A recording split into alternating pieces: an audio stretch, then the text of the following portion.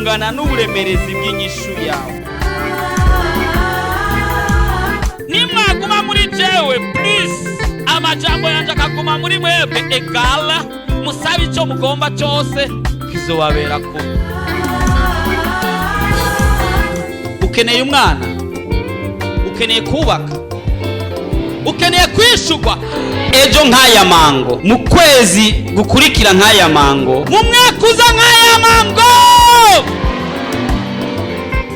ibyawe bigiye kumenyekana kandi bose bazokumenya uriwe.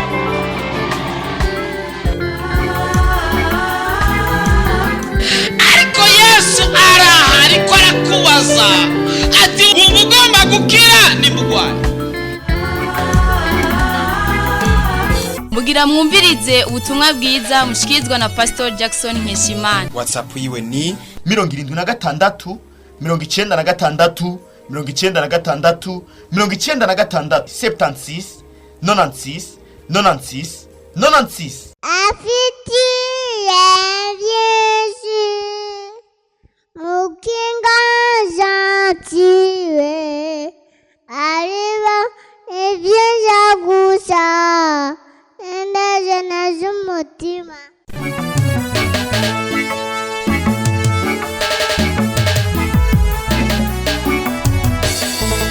Amen. Ni mwaka wa kutoka kwa hatua moja na kuingia hatua nyingine. Ni umwaka wo kuva ku ntambwe imwe ukaja ku ntambwe ikurikira yindi. Si lazima uendelee yale maisha ambayo uliyaishi mwaka jana. Si mpaka ugume muri bwa buzima bwo mwaka uheze. Hapana. Oya. Si lazima majonzi uliyalia mwaka jana uyalie tena mwaka huu. Nibikenewe yuko marira warize mwaka uheze uyazana no muri uno mwaka. Hapana. Oya. Si lazima mshahara uliopokea mwaka jana upokee mpaka mwaka huu. Si mpaka umushahara wa ronka mu mwaka uheze uronke no muri uno mwaka. Si lazima upangaji ulioishi mwaka jana si lazima uishi tena na mwaka huu. Si mpaka upangaji wabayeho mwaka uheze ubemwe no muri uno mwaka. Mwaka wa hatua nyingine. Uno mwaka wo gutera indi ntambwe. Huu ni mwaka wa hatua nyingine. Uno mwaka wo gutera indi ntambwe. Huu ni mwaka wa hatua nyingine. Uno mwaka wo gutera indi ntambwe. Amena.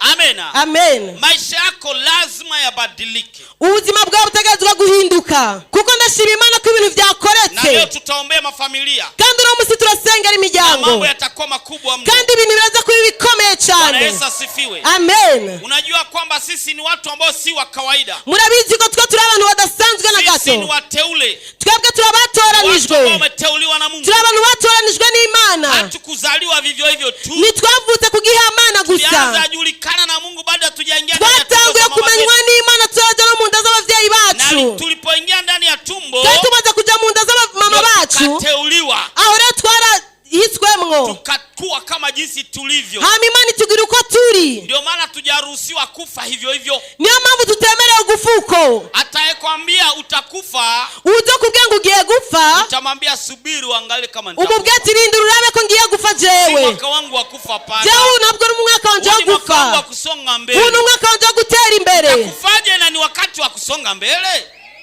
Nitakufaje na ni wakati wa kusonga mbele? No fakuta mu mwaka wo gutera imbere. Amen. Amen. Hii ndio mwaka wako ya harusi. Uno mwaka wo kugira ubugeni wari ubizi. Hii ndio mwaka wako kujenga nyumba. Uno mwaka wo kubaka inzu. Hii ndio mwaka wako kununua gari. Uno mwaka wo kugura imodoka. Hii ndio mwaka wako kuzaa. Uno mwaka wo kuvyara. Sasa utakufaje? Mbega wofa gute? Hii ndio mwaka wako wa promotion. Uno mwaka wo gushigwa hejuru. Hii ndio mwaka wako kuongezewa mshahara. Uno mwaka wo kongeza umushahara. Hii ndio mwaka wako kupona magonjwa. Uno mwaka wo gukira ingwara. Sasa utakufaje? Mbega wofa gute?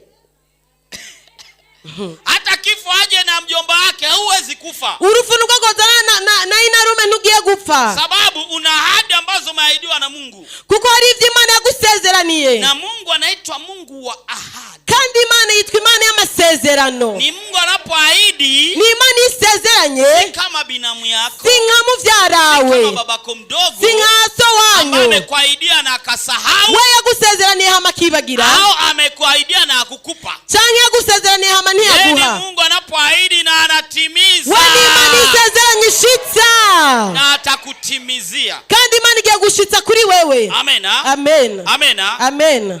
Siku ya Alhamisi tulijifunza kuhusu damu. Ku munsi wa kane twarize ku maraso. Na tulikuja kuta damu ni kitu moja kubwa sana. Kandi twaje gusenga amaraso ari ikintu gikomeye cyane. Tulikuja kuta kwamba damu ndio kuna uhai kwenye damu. Twasanze mu maraso niho hari ubugingo. Na maisha ya mtu yako kwenye damu. Kandi ubuzima bw'umuntu buri mu maraso yiwe. Na tulikuja kuta kumbe. Kandi twasanze mtu akikuchukulia damu. Umuntu atoye maraso yawe. Anakuwa amekuchukua wewe mzima. Abagutoye wewe wese. Unajua kule kwa wapigana muri. Hariya ku bapfumu. Wale waganga wa kienyeji wanakuchanja chale. Bari abafumu bagucinda sago. Wanapokuchanja chale. Bamaze kugucinda sago. Huwa wanatia vitu ndani ya mwili. Hari ibintu bashira mu mubiri wawe. Ile wanaviongelea. Ivyo barabivuga ko majambo. Sababu umeamua kumpa damu. Kubera ko wahisemo kumuha amaraso. Yeye anakuwa na uhai wako wote. Wewe twara ubugingo bwawe bwose. Yani anakuwa na roho yako. Wewe twara umutima wawe. Anakuwa na estoma yako. Estoma yawe bayifise. Anakuwa na kila kitu cha mwili. Ikintu chawe cyose cy'umubiri abagifise. Wale ambao wamejifunza mambo ya udaktari au uganga. Bari abizi by'ubudogiteri. Wanajua kwamba ndani ya damu. Baratahura ko maraso. Kuna cell zote. Hari amasedire yose. Kwenye damu ndo kuna vitu vya cell zote. Mu maraso niho hari amasedire yose. Moja. Icambere. Mbili. Icakabiri. Kuna wale wengine wanachukuliwa mpaka vitofu. Hariyo n'abantu babatwara imikondo. Na kile kitofu kile cha mtoto. Kandi iyo mikondo y'abana. Na cell mama za mtu. Amasedire mvyeyi y'umuntu huwa zinajikuta ziko katika kile kitofu. Yisanga ari muri rujya ruzogi. Na hapa akichukua hiyo atoigo ruzogi rero amechukua mtoto wote. Abatwaye umwana wose. Inabidi tu anaangalia mtoto sasa amekuwa amesoma shule. Araba gusa ati wa mwana yakuze yamaze kwiga amashuri. Anaenda kwa kitofu. Akacaza kuri gwa ruzogi. Agakora ibintu. Anasema asipate kazi. Akavuga ati wa mwana hazaronka kazi. Utafuta kazi ukazorondera kazi ukabura. Tulijifunza kuhusu damu. Twarize ku maraso. Vitu vikubwa siwezi malizia. Ni ibintu bikomeye cyane cyane byinshi nashobora kumaliza hano. Alhamisi ulisoma pati ya kwanza. Twarize igice cya mbere. Lakini Alhamisi tutaingia pati ya pili. Ariko kuri uwa kana tuziga parti ya kabiri. Ambayo ni kali zaidi. Ikomeye gusumba. Bwana asifiwe. Amen. Hapa sasa Jumapili nayo are ku Imana naho tulianza mafunzo. Twatanguye inyigisho. Ambayo yanazungumzia inyigisho zivuga ziti tulijifunza kuwa mwanajeshi. Twarize kuba umusirikare. Tena mwanajeshi wa nani? Kandi umusirikare wande. Tulikuta kuna wajeshi wa aina tofauti. Twasanze hari abasirikare b'ubwoko butandukanye. Tulikuta kuna wanajeshi wa dunia hii. Hari abasirikare b'inosi. Na tulikuta kuna wanajeshi wa aina ya kiroho wa mapepo. Hariho n'abasirikare bo mu mwemu y'abadaimoni. Sasa na kuna wanajeshi wa hali ya kiroho wa Yesu Kristo. Hariho n'abasirikare bo mu mwemu ba Yesu Kristo. Na hao wanajeshi wa Yesu Kristo. Kandi abasirikare ba Yesu Kristo. Akina Jackson. Yo hari ba Lydia.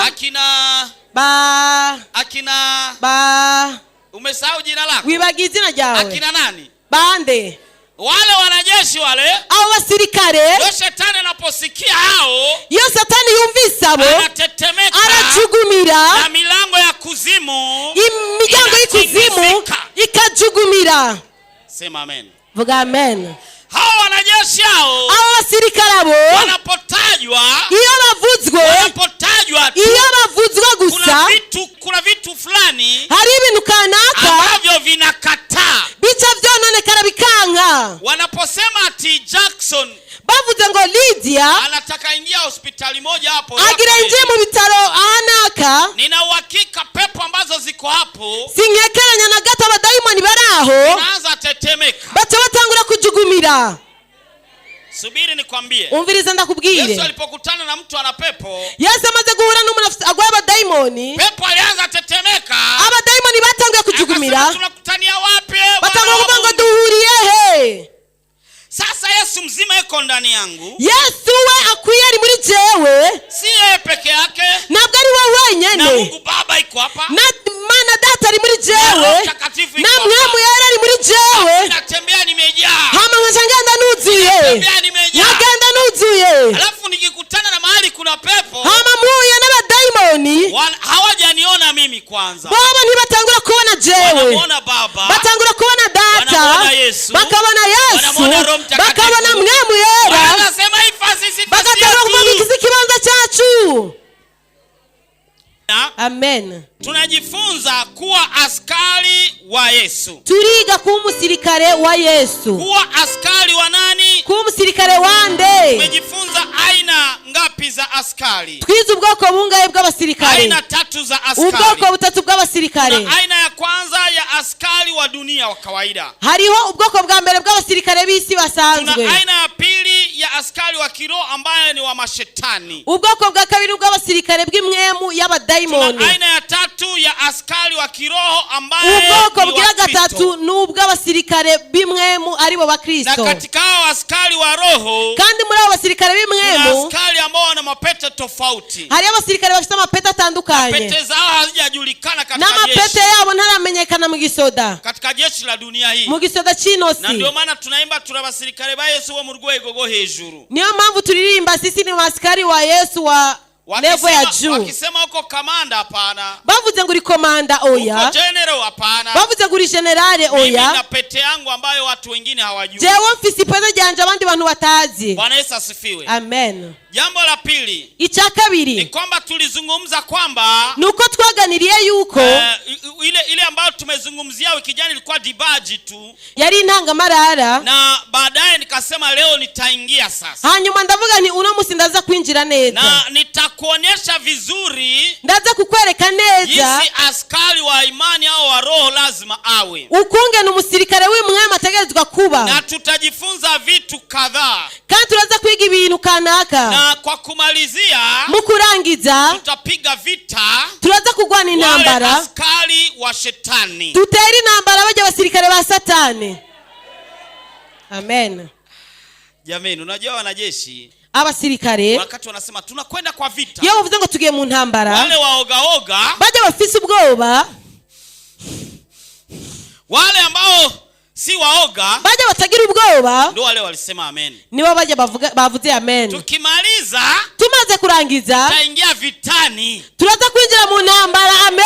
tutapiga wanajeshi wa shetani, kandi turaza gukubita abasirikare ba Satani. Jambo la kwanza ambalo nataka tuanzie, icambere shaka ko duherako, Jumapili tutaingia kwa jambo la pili, ku munsi w'Imana tuzinjira mu cya kabiri. ila leo sasa tunajifunza kitu kiitwacho, uno munsi twiga ikintu cyitwa ngo tafuta jina, rondera izina katika uaskari wako, mu busirikare bwawe.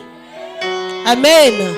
ambia ndugu yako tafuta jina katika uaskari wako. Bwira mugenzi wawe rondera izina mu busirikare bwawe. Amena. Amen. Au unaweza ita, urashobora guhamagara, uwe shujaa. urashobora kwitwa umuhizi mu busirikare bwawe. Wa Timotheo wa 2:1-8. Timotheo 2:1-8. nuko ntugire isoni zo gushingira intahe umwami wacu canke izanje mbohe yiwe, ariko ufatanye nanje kwihanganira imibabaro kubw'ubutumwa bwiza nk'uko ubushobozi bw'Imana bugushoboza. Amen. Amen. Mikono kwa Yesu jamani. Amashukuru Yesu. Huyu ni askari wa imani au askari wa Mungu ambaye alikuwa anaitwa Paulo. Uyu n'umusirikare w'ukwizera canke w'Imana canke w'imwemu yitwa Paulo, ambaye alisema usiogope. yavuze ati ntukagire ubwoba, usiogope kushuhudia, ntutinye gushinga intahe kwamba wewe ni askari jeshi, yuko uri umusirikare. wakati vita vinaanza ndugu yangu, iyi ntambara itanguye nshuti hapo yanje, kunaonekana askari jeshi wa kweli na wa uongo. aho niho haboneka rero abasirikare b'ukuri n'abubeshi. Wale wanajeshi ambao wanajiinua inua, hari abasirikare bishira hejuru kwenda kutishatisha raia, bakavyimba bakaza gutera ubwoba abanyagihugu, raia ambaye hana bunduki, raia ambaye hana bunduki, abanyagihugu babo batagira inkoho. lakini askari jeshi wa kweli, ariko umusirikare w'ukuri wakati wa vita ndio tamuona, igihe cy'intambara niwe uzamubona kwamba anaenda kwa vita, yuko vy'ukuri agiye ku ntambara anatoroka vita. canke ko ahunze intambara. Kuna wakati moja hariho igihe Wafilisti walikuwa wakishambulia sana wana Israeli, abafilisitiya bagwanya cyane abisirayeli, wakamuinua kijana aitwaye Gideon. Imana icishira hejuru umusore yitwa Gideyoni. Gideon akaandaa wanajeshi kama 30,000 na Gideyoni ategura abasirikare nk'ibihumbi 330 na punguza hao baki na ngapi? Imana imubwira ngo gabanya usigarane bangahe? 300. ati sigaza 300. Natamani kuwa ndani ya 300. mbega urifuza kuba muri abo 300? Wanajeshi ambao ni askari jeshi wakali 300. abasirikare bakomakomeye 300. Nani natamani kuwa ndani ya 300? ninde yifuza kuba muri abo 300? Bwana asifiwe sana. Amen. Hata hao 300 bado wangali wengi. no muri abo 300 batandatu ni benshi. Siku moja Umunsi umwe tunaposoma kitabu cha Samuel, kitabu cha pili, dusomye igitabo cya kabiri cya kwa Samweli 23, kuri 23 tunakuja kuona wanajeshi. turaza kubona abasirikare. Kulikuwa wanajeshi Hari abasirikare ambao walikuwa ni wanajeshi wengi, bari abasirikare benshi ambao walikuwa wanampigania Daudi bagwanira Dawidi. wakati Daudi alikuwa anapambana na Sauli, Igihe Dawidi yari kagwana na wakati Sauli, Daudi amekimbia. igihe Dawidi yiruka, Katika hao wanajeshi wengi muri abo basirikare benshi alikimbia na wanajeshi, idadi ya wanajeshi kama 600, yahungaye n'abasirikare nk'amajana 600 lakini gusa. miongoni mwa hao wanajeshi 600 Ariko muri abo basirikare amajana 600 walitokea wanajeshi 30 havuyemo abasirikare 30 ambao walikuwa mashujaa. bari bakomeye Hao cyane. wanajeshi Abo basirikare kwa wanajeshi ambao kulikuwa mwanajeshi mkuu wao hari umusirikare mukuru kuri alikuwa bo anaitwa Abishai. yitwa Abishayi. Huyo aliwahi kuwa Uwo musirikare aliwahi kuua wanajeshi 300 kwa siku moja, yarigeze kwica abasirikare amajana 3 ku munsi akiwa umwe, yeye peke yake. ari we wenyene. Bwana Yesu asifiwe. Amen. Alikuwa miongoni mwa hao wanajeshi 30. Yari muri abo 30. Ninakusihi usiwe katika wanajeshi 300 wote tena, Nagusavye ntukabe mu basirikare amajana sababu wale 3 tena ni wengi, kuko baje amajana 3 ni benshi. lakini kwa wale 30 Ariko muri wewe baje 30 bemwo.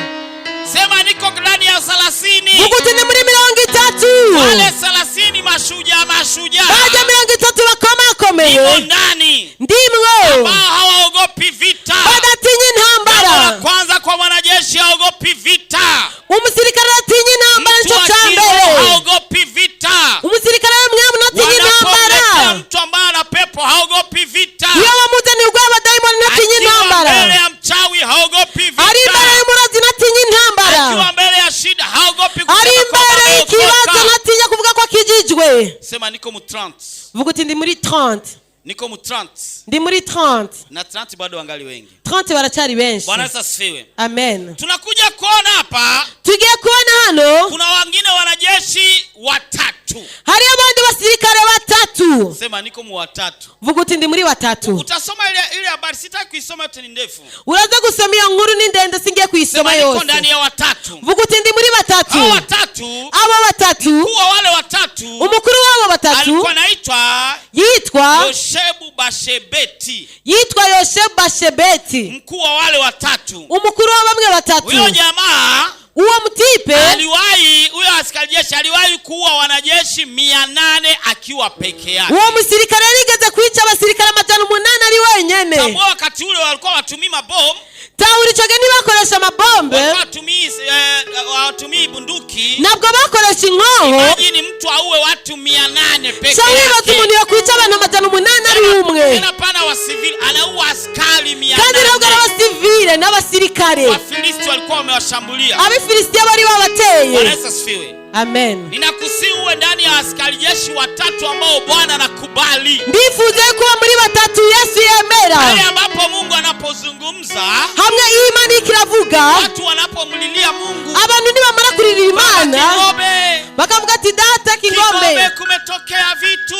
ati hadutse ibintu. Mungu anze sema, Imana ikangura nina kuvuga 3 wangu pale. ati ndafite 3 banje, Usiogope. ntugire ubwoba. Nina Jackson, Hariho Lydia, nina ndafise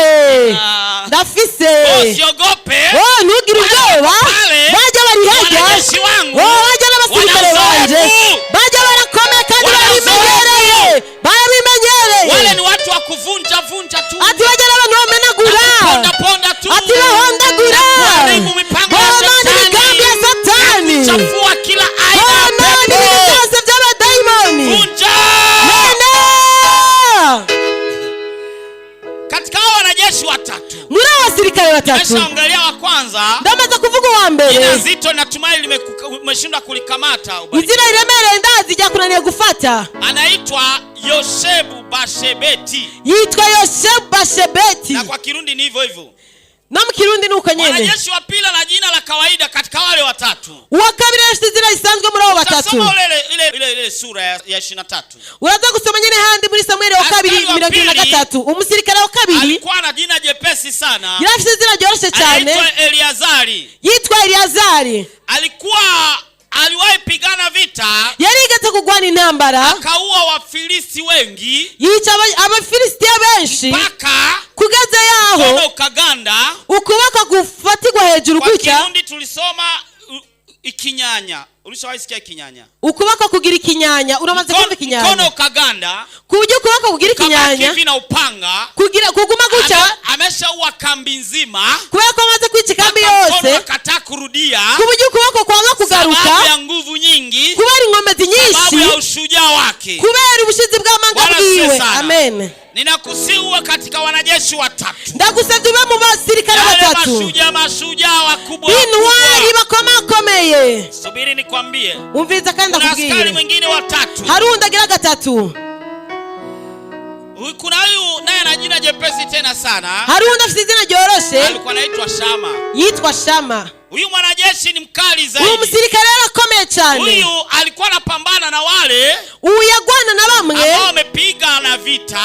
Bamwe bagwanye intambara. Alafu wanarudi nyuma. Hama bakagaruka. Wale ambao wamepigwa baje bakubiswe. Alafu wakarudi nyuma. Hama bagasubira inyuma. Nakwambia hawa vita zao hawa watatu. Intambara zao hawa watatu. Walikuwa wanapigana wakati bagwana mu gihe. Wakati wamepigana vita na nchi nyingine. Igihe bagwanye intambara n'ikindi gihugu. Alafu wanajeshi wa Israeli. Hama abasirikare ba Israeli wanashindwa. Bakananigwa. Alafu wanakimbia. Hama bagasubira inyuma. Ile kwa terme militaire wanaita repli tactique. Muri mu mvugo y'igisoda bavyita repli tactique. Pale umepigwa. Haja wakubiswe.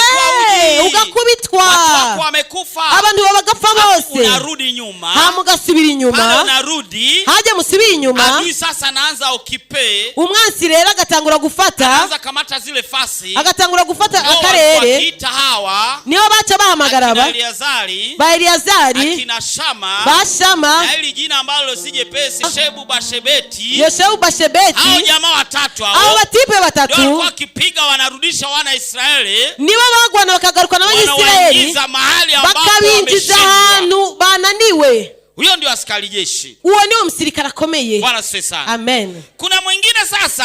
Hariho undi rero. Alikuwa anaitwa Benaya. Yitwa Benaya. Huyu Benaya. Alikuwa ni askari moja mwa wale 30. Yari umwe muri baje 30. Ijapokuwa kulikuwa wanajeshi 30. Nubwo hari abasirikare 30. Ila kuna mmoja ambaye alijulikana jina. Hari umwe amenyekanye izina cyane. Ijapokuwa kulikuwa wahope 30. Nubwo hari abahope 30. Kuna mmoja anaitwa hari umwe yitwa Lydia. Alikuwa anajulikana sana. Yarazwi cyane. Kutokana na vita zake. Bivanye n'intambara ziwe. Wakati mmoja aliwahi pigana na Misri mmoja. Igihe kimwe yaragwanye n'umunya Egiputa. Huyo Misri alikuwa ni mrembo. Uwo munya Egiputa ari mwiza wa karanga. Yaraje afise icumu. Halafu huyu Benaya akakuja na gongo tu. Atafise ubuhiri gusa. Halafu akampiga yule mwenye mkuki. Hama takubita uja afise icumu. Na akamnyang'anya mkuki wake. Hama tamwaka iryo cumu giwe. Na siku nyingine akapigana na simba. Hama ikindi gihe agwana n'intambwe. Yica intambwe. Na vita zingine zake zilikuwa kalikali. N'izindi ntambara zari zikomakomeye. Miongoni mwa watu 30. Yari muri abo 30. Lakini akawa identifia akiwa umoja. Ariko aramenyekana ari umwe. Kulikuwa mwa watu 50 wa kazini kwenu. Hari abantu 50 wo mu kazi wanyu. Kulikuwa mwa watu 1000 wa shuleni kwenu. Wari mu bantu 1000 yo kwishuri wanyu. Mu watu milioni 10 wa Burundi. Uri mu bantu milioni 10 bari mu Burundi. Tengeneze jina ndugu yangu. Nubwo ugerageza kumenyeka umenyekanisha izina ryawe. Hujanielewa vizuri. Nuranahura. Acha jina lako lijulikane. Reka izina ryawe limenyekane.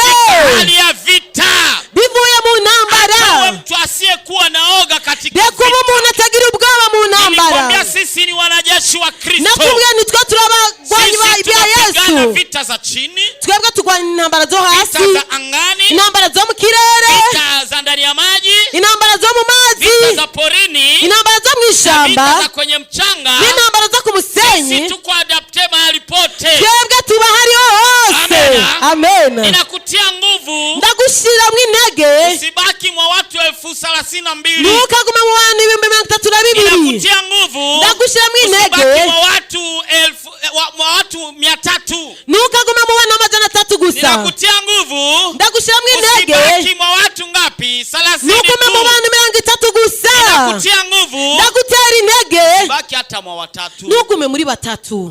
Jina lako lijulikane. izina ryawe rimenyekane. Amen. Ujulikane kama mwanajeshi. umenyekane nk'umusirikare. Inabidi hata msafiri anapotembea, n'ingenzi iri kiragenda, watalii bagizija anapoingia ngenzi nchi ya Burundi, yinjira mu gihugu cy'u Burundi, anapouliza habari ya nchi amaze kubaza inkuru za kino gihugu, waza mzungumzia, batangura kumubwira ngo nchi ni nzuri sana, ati iki gihugu ni cyiza cyane, ati mfise ibitego byiza. Kuna mtu hapa anaitwa, ati hariho umuntu ngaha yitwa Lydia we. Huyu jamaa ati wa muntu ana story nzuri, ati afise kameza. Amena. Amen. Ana story, afise amateka. inafaa na story bwana. Urakwiye kugira amateka meza. Urakwiye kugira amateka. Unajua mbinguni wakati mwingine wanakaa kwa ligala.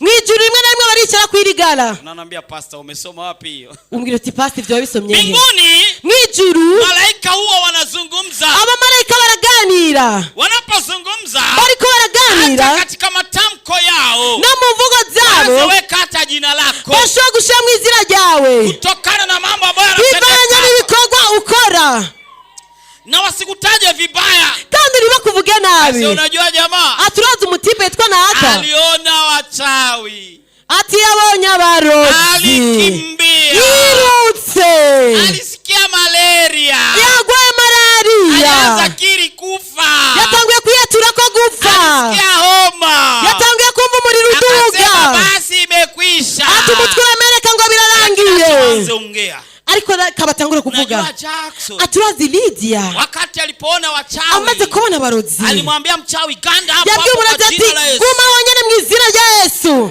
usiguje.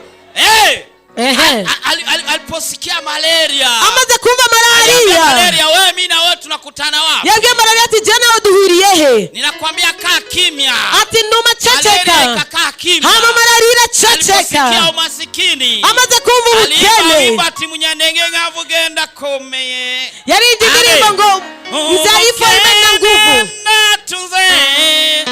Amena. Amen. Alianza ambia umasikini, yatangiye kubwira ubukene, alitambua kwamba umasikini una masikio, yatahuye yuko ubukene bufite amatwi, akaambia umasikini mimi si wa abwira ubukene ati jana ntabwo ndi uwiwanyu, akaanza ita utajiri, atangura guhamagara ubutunzi, pesa njoo, wamahera ingo, kwa mfuko wangu, ati ngo ngaho mufuko wanje, ani ubuzima bwawe butegetswe kuba, ati ngo no mufuko wanje ubeho neza, kuko uratahura ijambo rimwe, damu ya Yesu Kristo, yuhamagara amaraso ya Yesu Kristo, twahawe ikintu cyose amaraso ya Yesu.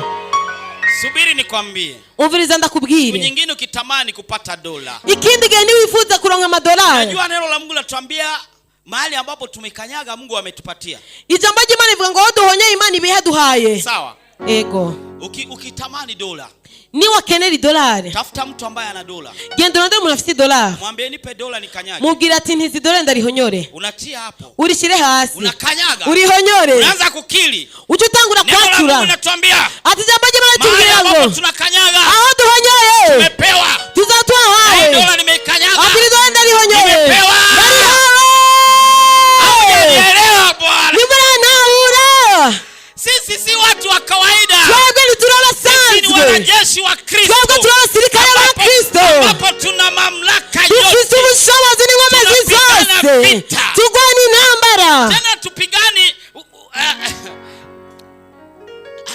vita tukiwa ndani ya watu wengi, nitugwana intambara turi mu kigwi cya benshi. Sisi ni binafsi, twebwe ni kugatwe kacu, vita yangu mimi, intambara yanje jewe, lijulikane mbinguni na duniani, kugira ngo menyekane mu ijuru no mu isi. Unajua Biblia inasema kusemwa vizuri ijambo ry'Imana rivuga ngo kuvugwa neza inazidia kama sijui mafuta ambayo inatoa lehe nzuri. Ati bisumba amavuta amota neza canke parfum. Bwana siwe sana. Amen. Bwana siwe tena. Amen. Acha mbingu ikuzungumze. Reka ijuru likuvuge. Na dunia ikuzungumze. Isi ikuvuge. Katika vita vyako. Mu ntambara zawe. Mtu wa maesheke. Ni ubu umuntu ananigwa. Mtu wa maresite. Ubu umuntu amenya. Binti moja nilimwombea. Umwige mumwe namusengeye. Utashangaa hiyo maombi. Uraza gutangara yo masengesho. Alikuwa amepoteza virginity. Yari yatakaje ubusugi. Nikamwombea virginity ikakuja. Ndamusengera ubusugi buragaruka. Amen. Amen. Kuna mambo mengine ni mazito kuongea. Hari ibindi bintu mengo biraremereye kuvuga. Sasa virginity iliporudi, ubusugi bumaze kugaruka, problem ni moja tu. Ikibazo ni kimwe gusa. Akaenda kutest kama virginity imerudi. Oh la la. Atagenda gucunguza canke kumenya neza yuko vyagarutse. Akatenda lile dhambi tena. Atasuya gukora cyaha kandi. Kweli yule ambaye ameonana, ujya babonanye, kweli kandi asubira mutangura kunaga aravuga ati vyukuri ni sawa. Ni bikira kabisa. Aravuga ati vyukuri nimekukuta ukiwa bikira. Ati ndavyemeye kabisa. Lakini tena ariko kandi ameua sasa. Yavyomanye kandi. Sasa nitamwombea tena huyo. None nasubira kandi amusengere. Huyo hana story tena mbinguni. Wana amateka afise mwijuru. Mbinguni wanaanza ongelea huyu mjinga huyu. Mwijuru ashobora kuvugana kuri uyu muntu adaciye ubwenge cyane. Aliombea ubikira ukarudi. Yasengeye ubusugi buragaruka. Sasa ona shida mbona kandi raba ivyo asubiyemo. Amerudi kupima kama kweli. Yasubiye kandi kupima ariko vy'ukuri vyagarutse. Bwana siwe sana. Amen. Wakati mwingine mbinguni huwa wanacheka ujinga wa watu. Ikindi gihe mwijuru baratwenga ubugugu bw'abantu. Usiharibu. Niwonone. Usiharibu. Niwonone. Storia. Mateka. Ushuhuda wako. Amateka y'igishinga naye cyawe. Ushujaa. Ubu muhizi. Na moyo wa ushujaa. Kandi ugira umutima w'ubuhizi. Ubu muhizi. Na moyo wa ushujaa. Kandi ugira umutima w'ubuhizi. Ubu muhizi. N'umutima w'ubuhizi. Utengeneze jina. Ukore izina ryawe rimenyekane. Usitengeneze jina la kundi tu. Nukamenyekanishe izina ry'umugwi urimwo. Lakini na wewe. Ariko na wewe ubwawe. Watu wanasema. Abantu baravuga. Watu wanakuita njoo uniombee. Abantu baragwamagara ngo ingusengere. Nina pepo zimeruka. Ati ndafite abadayimoni bagurutse. Pepo ziko nyingi. Ati abadayimoni ni benshi. Unasema samahani. Utirindira. Acha twende tulete chumba maombi yote. Reka tujye guhamagara icyumba cy'amasengesho bimukire hano. Ati kugira ngo usenge mu bandi. Tengeneza jina. Menyekanisha izina ryawe. Tengeneza jina bwana. Menyekanisha izina ryawe. Tengeneza jina. Menyekanisha izina ryawe. Unajua hata pepo hazijakujua wewe ni nani. N'abadayimoni ntibarakumenya uriwe. Hawajaona story yako. Kuko ntibarigera bakumva na rimwe. Kwa siku ulishaombea hata mtu anaugua macho apone. Na n'umusirigera usengera urwaye maso ngo akire. Hawajaombea hata mtu ambaye lino limetoka lirudi. Na nurigera usengera umuntu yavuye iginyo ngo rigaruke. Chochote. Na kintu kimurakora. Ndio unapofika mbele ya pepo. Yugeze imbere y'abadayimoni. Sasa uliza wewe ni nani? Zitangura kubaza ngo urinde. Zanda kudharura wewe ni nani? Zigatangura kugaya ngo urinde. Lakini wanapoona palmarès yako. Ariko babonye palmarès yawe. Wewe. Unajua pepo uraza abadayimoni. Itaanza toa ushauri kwa mtu ambaye anataka ombewa. Bashobora gutangura guhanura ugira sengegwe. Naona wewe usiende kwa Jackson. Aturabona wewe ntugende kwa Jackson. Wende kwa yule. Atugende kwa Ntuzenye, kwa Ntuzenye. Jina aliko hapa ni gani? Izina itarenga ninde? Kabwekela. Wende kwa yule Kabwekela yule. Atija kurujya Kabwekela uriya. Wende kwa yule achokologochocho. Atugende kurujya chokolochocho. Au Kapyuku kule. Ati kwa Kapyuku. Wende huko. Atija hariya. Lakini usimwende. Ariko ntugende kwa.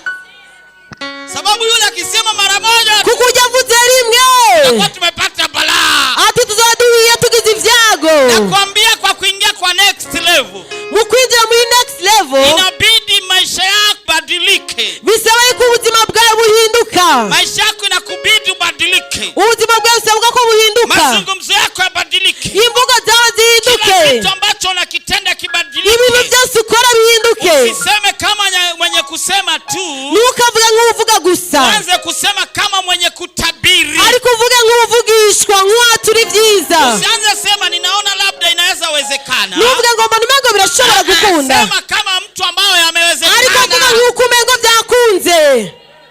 Watoto wakikwambia mama hakuna chakula, abana bakubwira ati mama ntange zihari, unaambia msiwe na shida, ntimugire ikibazo ntimuza kuburinya. Hapana, oh baba, hapana, oh data, ningekuwa na bwana, nk'ubu abana ifite umugabo, watoto wangekuwa wamekula, abana babaye bafunguye. Acha kelele, reka gutera induru, acha kelele, reka gutera induru, ongea mambo mazima, sengera ibintu bikomeye, sema hamtalala njaa, vuga uti nitugiye kurara inzara, hamtawailala njaa, kandi nimuzigera murara inzara, sababu mimi ninajijua ni nani, kuko je ndiyiziwe ndiwe. Amen. Amen. Katika ufalme wa mbingu mu bwami bw'ijuru kuna madigrii ya watu, hari amadogere y'abantu, kuna watu wanaenda wanazidiana, hari ubusumbasumbane bw'abantu. hili jeshi la kiroho muri iki gisirikare cy'emwemo zidiana tugenda dusumbasumbana, turasumbasumbana. Amen. Amen. Ulisikia Paulo alisema nihumvise Paulo avuga wamshuhudie Yesu, ngo bashingire naye Yesu, wamshuhudie na yeye, bamushingire naye nawe. Sasa ariko kuna watu wanajua kumsogelea Mungu, hari abantu bazi kwegera Imana mpaka wanadepase komanda wao, bakarengana komanda wabo. Katika jeshi mu gisirikare kuna yule ambaye anakuwa ni kamanda wa kambi, hariho komanda w'ikambi, lakini kuna mtu mle ndani, ariko hari umuntu haje ndani anakuwa na urafiki na undugu wa sana na yule ambaye yuko juu. Habari wundi muntu yafite ubucuti n'ubugenzi ku rugero hejuru. Unaweza kuwa kamanda, ushobora kuba uri komanda, lakini hauna urafiki na wa juu, ariko ugasanga nta bucuti ufitaniye n'uri hejuru. Usiniulize. Ntukambaze. Chef de chorale, chef wa chorale, komanda wa chorale, niwe komanda wa chorale. Chef wa famille, chef wa famille, niwe komanda wa famille. Chef wa cellule, chef wa cellule, komanda wa cellule, niwe komanda wa cellule. Chef wa protocole, niwe komanda wa protocole. Ariko niwazubara utaresti, urasigara, na ukireste niwasigara utarigriti, uzicuza. Amen. Bwana sifiwe sana. Amen. Acha niwaambie story ya mama moja hivi. Reka ndabwire inkuru umudamu umwe. Wakati mwingine Mungu akaambia waombaji, Imana ibwira abasenzi, ati mchungaji wenu anaenda kufa, ati umwungere wanyu agiye gupfa, mwezi fulani atakufa. Ukwezi kanaka arapfa. Wakasubiria kwamba atakufa, akakosa. Bararindira ko apfa barabura. Wakarudi mbele za Mungu, akasema Mungu, basubira imbere y'Imana, abwira Imana ati Mana, na tunajua hudanganyaji, ati ko watubeshe kandi tuzi kutabesha. Akamwambia yule bibi kizee mliozika siku ile, Imana ibabwira ati ujya mukecuru mwahavye kiriya gihe, ndio alikuwa mchungaji wa ile kanisa, niwe yari umwungere w'iryo shengero. Yule ndio alikuwa anipa report ya kanisa, niwe yampa raporo y'ishengero, na yule ndio nilikuwa napatia report ya kanisa, kandi niwe naha raporo y'ishengero. Yule mchungaji ambaye mnaita mchungaji, atujya mwungere mwita umwungere, hata simjui, atujya nta nuwo kwanza anaitwa nani simjui, ati sinzi n'izina ryiwe. Bwana tusaidie sana. Amen. Kama wewe ni mchungaji umerevee, nimba uri umwungere wazubaye, kama ni chef de chorale umerevee, nimba uri chef de chorale wazubaye, chef de famille umerevee, nimba uri chef wa famille wazubaye, nimba uri chef wa cellule wazubaye, utaona unajulikana na kanisa, uzovusanga uzwi n'ishengero, lakini mbinguni hujulikana, ariko mwijuru watakuzi. Inakubidi upige mbio, bigusaba unyaruke. uwo mmoja ambaye anajulikana, umwe azwi, uwo mmoja ambaye anajulikana, uzwi, ndio mwanajeshi wo, ubwo nibwo busirikare bw'ukuri. Unajua kiingia nchi ya Burundi, urazinje mu gihugu cy'u Burundi, kuna wanajeshi maelfu na maelfu, hari abasirikare ibihumbi n'ibihumbagiza, lakini wanaposema ariko bavuze naka, kuna mwanajeshi anaitwa, hari umusirikare yitwa, abusanga bose bamuzi, generale nani, generale naka, koloneli naka, ugasanga abantu bose baramuzi. Sababu gani? Ametengeneza jina, kubera ko yamenyekanishije izina ryiwe. mwanajeshi wa kiroho, umusirikare w'imwemu, mtu asiyeogopa vita, n'umuntu adatinya intambara. Hapa kuna watu wanalala bila kuomba. Hari abantu barara badasenze, na ukitaka niwataje hapa, kandi ushatse ndarabavuge. Ulisikia masauti oya, wumvise amajwi ngo apana, ningewaonesha hapa watu wanalala bila kuomba, nabereka abantu barara badasenze. sasa utalala bila kuomba, mbega wowe udasenze, na vita zote zinafanyika usiku nyingi, kandi intambara nyinshi ziba mu ijoro. Sasa umelalaje mwanajeshi? Mbega wa musirikare we uryamye gute? Umeacha kambi wazi, ukareka ikambi yuguruye gutyo. mapepo yatakuja, atachukua vitu vyako vyote, abadayimoni boza bagatora ibyawe vyose, watakusinyisha vitu kwa usingizi bila kujua, bakagusinyisha ibintu mwitiro utazi. omba mbele ya kulala, senga imbere yo gusinzira, tena pana maombi ya udhaifu, kandi atari amasengesho y'ubunyantegenke. mwanajeshi shujaa, umusirikare w'intwari, vita vyetu ni vya kiroho, intambara zacu ni z'imwemu, fanya maombi,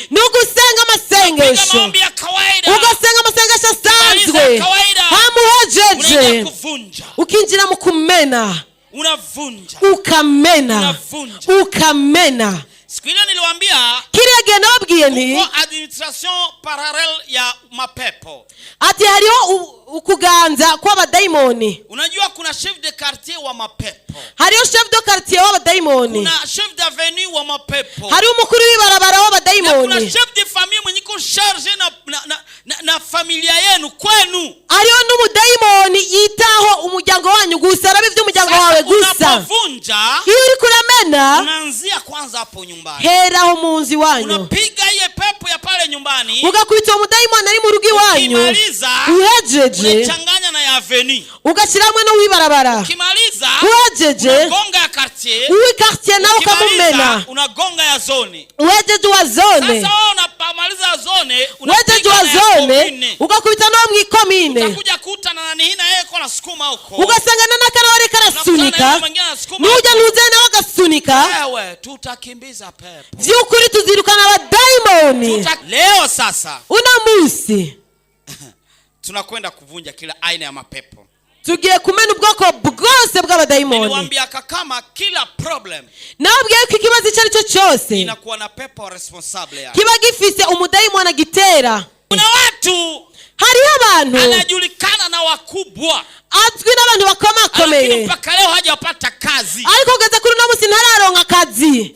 Uongo kweli? Kweli. Lakini utakuja kuta kangine kajamaa, ariko ugasanga kandi gatipe hajajulikana na mkubwa yeye, nta n'umuntu akomakomeye n'umwe bazinanye, lakini ana kazi. ariko ugasanga afise akazi. Kuna pepo responsable ya kuzuilia kazi. hari umudayimoni ajejwe kukubuza nturonka Kuna akazi. nyumba bibi na bwana, hariho urugo umugabo n'umugore wameokoka kikweli, bakijijwe vy'ukuri, lakini wana marombano mme na mke, ariko bama bashwana iminsi lakini yose. utakuja kuta nyumba nyingine ya wapagani, ariko ugasanga urundi rugo rw'abantu batanakijijwe, haujawahi sikia waba wamegongana. ugasanga nta n'induru bafitaniye. Kuna pepo imeingia humo, hari umudayimoni yinjiye. tunavunja sisi uyo askari mudayimoni jeshi, turamumena ko turabasirikare, na wala tuogopi vita, kandi ntidutinya intambara. hata viwe vita vya majini, nubwo yaba ari dayimoni y'amajini vya ndani ya maji cyangwa vyo mu mazi au vya angani. cyangwa vyo mu kirere.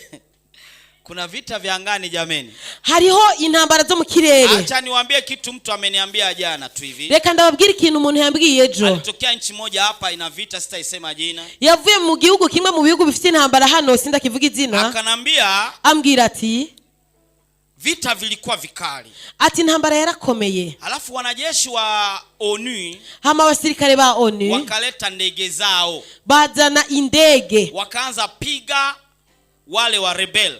batangura gukubita bajya baroberi. Sasa wale wa rebel rero bajya baroberi ni hapa karibu yetu tu, na hafi yacu, sitasema jina. sinza kukivuga izina Wale cyo gihugu. warebele, abo baroberi wakakusanya wachawi wote wa mitaani, baca bakoranya abarozi bose bo mu karere, wakawaambia bababwira bati jameni, nshuti sasa zacu, wazungu mbona wanatupiga na ndege? ata abazungu ko bariko badukubita n'indege, Ninyi si mko na ungo? mbega mwe nta ntaro mufise? Je, haiwezekani tuweke bomu hapo twende tuwapige? mbega ntibishoboka yuko twoshyira amabombe kuri izo ntaro zanyu Wale hama tukaza wachawi kubabombarda? wakafanya, wakasema kweli kabisa, baba barozi bavuga ati birashoboka, wakatengeneza ungo baca barakora kama urutaro kawaida zao, nk'uko basanzwe alafu babikora, wakapakia mabomu, hama baca bapakiramwo amabombe, wakaenda. baca Ni baraduga. story niliambiwa na Mkristo kabisa jana hapa. iyo ni inkuru nabwiwe n'umukristo ejo hano nyene, Alitokea katika nchi hiyo, yaraje ava muri icyo gihugu nyene, wakapanda baraduga wakaenda juu ya ile ndege ya wale baja wazungu, hejuru y'iyo ndege y'abo bazungu, wakaiachia mabomu ya bayirekurira kweli. ko amabombe y'ukuri. Yani wanajeshi wa kawaida wa rebel abasirikare basanzwe b'abaroberi wameenda katika ungo ya kichawi, bagiye ku ntaro z'abarozi, wakapeleka bomu za kawaida, bagenda batwaye amabombe asanzwe y'igisirikare, wakaenda juu hama baja hejuru ile ndege ya wale wazungu, hejuru y'iryo ndege y'abajya bazungu, wakaiachia, baca bayirekurira ko amabombe, ndege ikaungua, iyo ndege irasha. mpaka wazungu wakafikiria mambo gani? abazungu bariyumvira ati ibintu nibiki, Kumbe haja jamaa wana ndege zingine ambazo ati bwa bundi ba bantu bafite indege tutabonesha amaso jamani, yacu. jamaa ambao tunapigana nao aba bantu tugwana nabo wako mpaka na ndege barafise n'indege ambazo hazionekani kwa macho, zitaboneka n'amaso, Yesu. Hiyo ungo tulishawahi iona sisi. Ubwo rutaro two turamaze kurubona. Tulienda kuichoma mimi na Salas. Twaragiye kuruturira je na Salas. Na Salvatore. Nikaungo kapata hapa hivi. Nagataro gato kangana gutya. Wataingia watu na nafikiria 5,000. Ariko kakinjira abantu 5,000. Hizo ndio inachabika watu hizo. Ivyo nivyo bagira abo barozi. Lakini tutainguza kwa jina la Yesu. Ariko turabiturira mu izina rya Yesu. Choma! Turira! Choma! Turira! Sasa wazungu, rero abazungu wangekuja hapa Kigobe. Iyo baza hano mu Kigobe hapa strategy. Nari kubereka ukungere bo bigenza. Nikamwambia hizo bomu situmie bomu. Nakwambia ati nimukoresha mabombe. Tumie ndege. Nimukoreshe msitumie ndege. Nimukoresha iyo ndege. Tumia maombi tu. Nimukoresha amasengesho gusa. Maombi ni bomu kubwa kuliko hizo bomu. Amasengesho ni bomu ikomeye gusumba ayo mabombe yose. Vunja! Mena!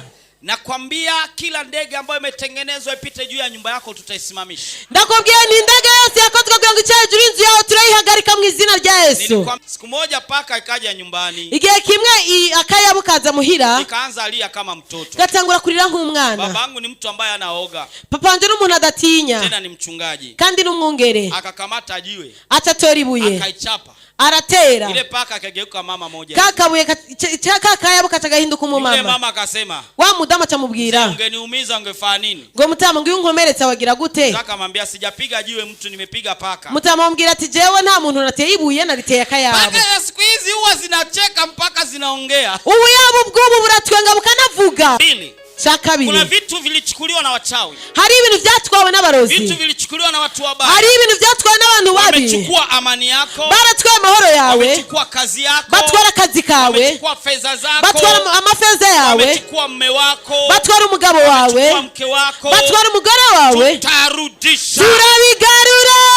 Nakwambia ndakubwiye ni kila kitu ambacho kimekuja kuharibu familia zetu. Ikintu cyose cyaje konona imiryango yanyu. Tunakivunja katika jina la Yesu. Turakimena mu izina rya Yesu. Na vitu vyetu vinarudi kwa mstari. Kandi ibintu byacu biragaruka ku murongo mwiza.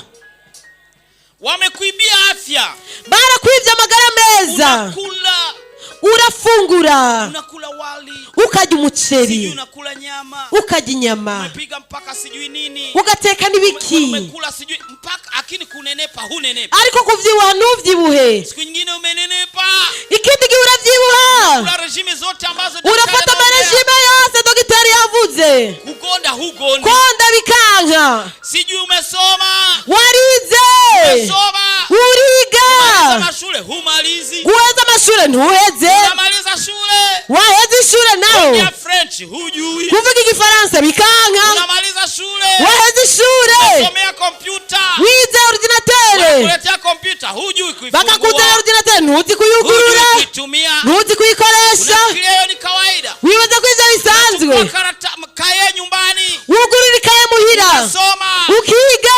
Unaweka maji ndani ya miguu ndani ya maji kwa ugashira amaguru mu ibase mu mazi. Asubuhi unakwenda kwenye mtihani. Mugatondo ukaja gukora ikibazo. Unashindwa. Ukananigwa. Wanaleta vitu unaangalia utafikiri ni Kichina wameandika. Bakazana ibintu kwa umengo ni Gishinwa banditse. Wewe ndio hujui kujifunza. Mbega ni utazi kwiga. Kuna pepo ambazo ziko responsible ya hiyo. Hari umudaimon ari wewe ndio chukuliwe kazini. Mbega ni kwangwa ku kazi gusa. Watu wengine wamependwa. Abandi bose barakunzwe.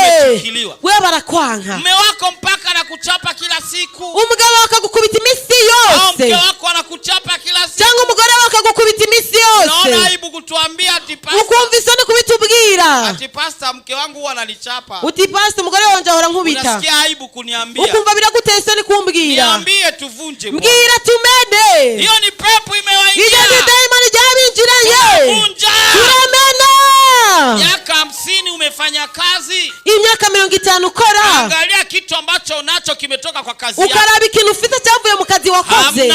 Ukakibura. Umejaza choo tu. Ujuja toilette gusa. Unakula chooni. Ufungura toilette. Ufungura toilette zaruzuye. Umepakua mpaka karudi. Ukaviduru kongera. Ndio faida unayo tu. Iyo niyo nyungu ufise gusa. Umefanya miaka sijui 10 ukifanya kazi. Iyi myaka 10 uri kurakora. Wewe ndio hujui kufanya mipango. Mbega ugira ngo ni utazi gukora imigambi. Wewe ndio hujui kusonga mbele. Mbega uzi ko ari ukivuga gutera imbere. Hari abadaimoni binjiye. Tunavunja leo. turamena uno munsi. Wewe ni dada mrembo.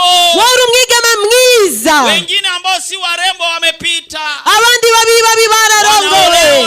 Baragenda baja ku bagabo. Wengine ambao hawajui hata kuongea. Abandi batazi no kuvuga. Wengine hawajui hata kujipaka. Abandi batazi no kwikora. Wengine hawajui hata adabu. Abandi atani ndero bagira. Lakini wewe kadada kazuri. Ariko uri umwigeme mwiza. Karembo. Mwiza kadabu. Windero. Kameokoka. Akijijwe. Familia nzuri. Ufite umuryango mwiza. Subiri kama utaolewa. Ukarinda kuronga gukabura. Unafikiria ni kawaida hiyo? Wibaze ko ari bisanzwe ivyo. Magonjwa umeenda kwa daktari wametuza. Ingwara ugiye kwa muganga baravura. Leo wanakwambia ni jina hii ya magonjwa. Uno munsi bakakubwira ngo ugwaye ibi. Kesho unakwenda kwa daktari mwingine anakwambia. Ejo aza kundi muganga akakubwira. Yule daktari wa juzi amekudanganya. Akakubwira ngo ujya mu dogiteri wayigezera guhenza ati ahubwo ugwaye ibi. Kesho nakwenda kwa mwingine anakuambia lingine gonjwa la 3. Hijejo aza kuunda akakubwira yandi magwara gera gatatu. Wewe madaktari hawajui kusoma magonjwa. Mbega wibaza ko abaganga batazi gusoma ingwara. Pepo imeingia hapo. Hari umudaimoni yinjiye. Leo nahakikisha ninaivunja. Uno munsi turayimena. Ninakwambia leo hatoki pepo. Ndakubwiye ukuri tuno munsi turamena abadaimoni. Tunakuza mpaka zinakimbia. Turabaturira biruke. Sasa najua zinaanza tetemeka. Undazi bariko barajugumira abadaimoni. Abadaimoni baranzi. Zinanijua. Baranzi.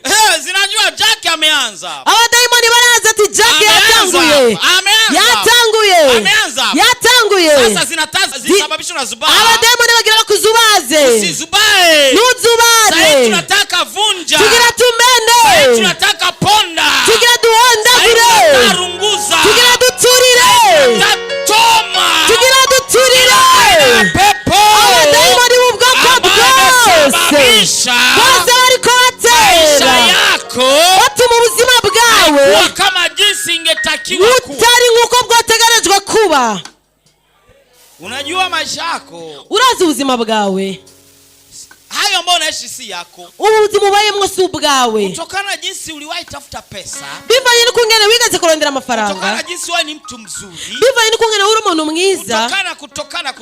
Bivanye. Si wewe ungekunaishi maisha hayo. Vyotegejwe kuba muri ubwo buzima ubayemwo. Unaishi maisha ya mtu mwingine. Ubayeho mu buzima bw'undi muntu.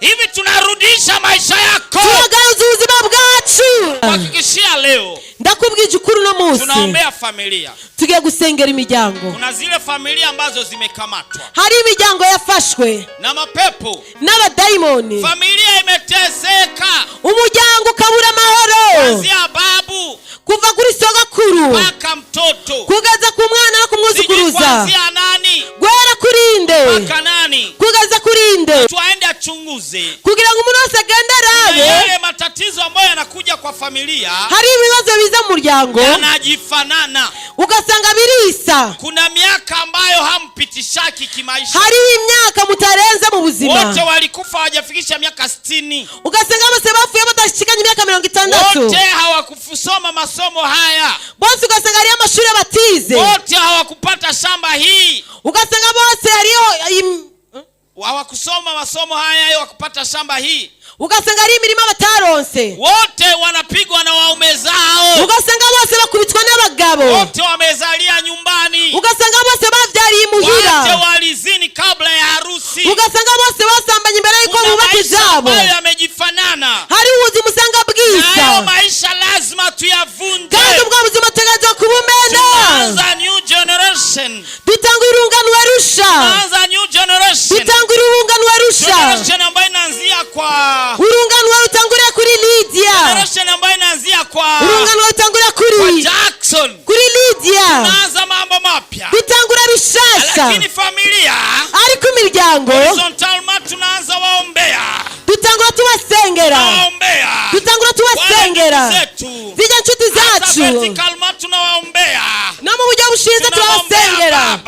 Dad papa. Tunaombea na watoto zetu. Tugasengera n'abana bacu. Kwa upande huu tunaombea dada zetu. Tugasengera bene wacu. N'abasaza bacu. Babyara bacu. Na wengine. N'abandi. Na wao wanapata kupona. Kugira ngo nabo baronke gukira. Ninamaliza. Ndarangije. Saa za kuvunja zimeenea. Umwanya wo kumena urageze. Yesu nimegundua utamu wa bungana n'uburemerezi bw'inyishu yawe. Nimwaguma muri jewe please, amajambo yanje akaguma muri mwebwe egala, musabe icyo mugomba cyose kizobabera ko. Ukeneye umwana, ukeneye kubaka, ukeneye kwishurwa ejo nk'aya mango, mu kwezi gukurikira nk'aya mango, mu mwaka uza nk'aya mango, ibyawe bigiye kumenyekana kandi bose bazokumenya uriwe.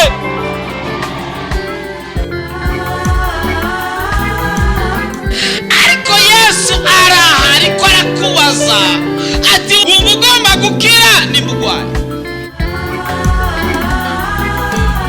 Muhejeje kumviriza ubutumwa bwiza mushikirizwa na Pastor Jackson Nkeshimana. WhatsApp yiwe ni 76 96 96 96 76 96 96 96.